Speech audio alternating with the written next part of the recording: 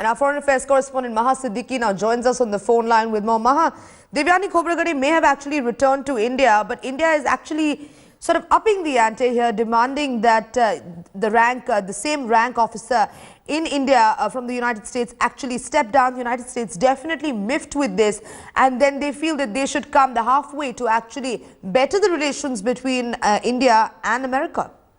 Absolutely right, Sanjana. Right after Devyani Khobragade's announcement was made that she is on her way back to India, we were told that another officer from the U.S. Embassy, who India believes played a significant role in this whole case and was perhaps involved in taking away the family of Sangeetha Richard back to the U.S., was asked to leave. In fact, India had first asked the U.S. to waive his immunity, and once that was not done, India told the U.S. that he should be asked to leave the country immediately.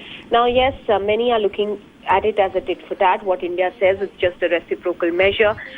How U.S. treats Indian diplomats in U.S. in a similar fashion, India will treat U.S. diplomats based here in India and on duty over here in India. Sanjana, you rightly pointed out that the relations between India and U.S. have taken a beating in the last 1 month, when we've seen this episode blow out of proportion clearly, with both sides not relenting on their demand. India, of course, continuing to say that charges be dropped and an apology be tendered. We saw an indictment happen, after which Devyani Khobragade was in fact granted a G1 visa, because of which she had immunity and she could travel back to India. However, India is keeping the pressure on at the moment. However, we do believe that after this episode, there will be perhaps some attempt to get at least the other aspects of the Indo-US dialogue back on track, because both countries are strategic partners.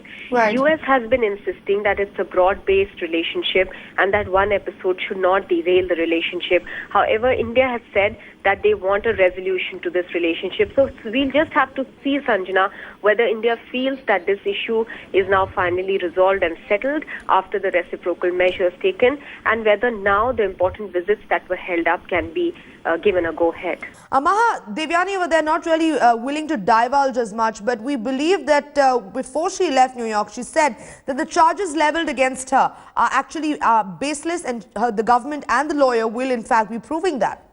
Absolutely right. She has stuck by the point that she made initially, that the charges against her are false, that the visa fraud allegations against her are absolutely baseless, and that is what she stuck to right till the end. In fact, we also know the inside story that she was offered a plea bargain in which she had to admit guilt, but of course that was not something acceptable to her or to the country, and therefore it was outrightly rejected, after which we saw the indictment happen and then Devyani Khobragade flying back to India. As for Devyani Khobragade not divulging much, let me tell you, Sanjana, that she will not be given the go-ahead to speak, especially because she is still in many ways not a very senior officer, and she will not be speaking on this sensitive matter. She rightly said that the government and her lawyer will speak on the matter.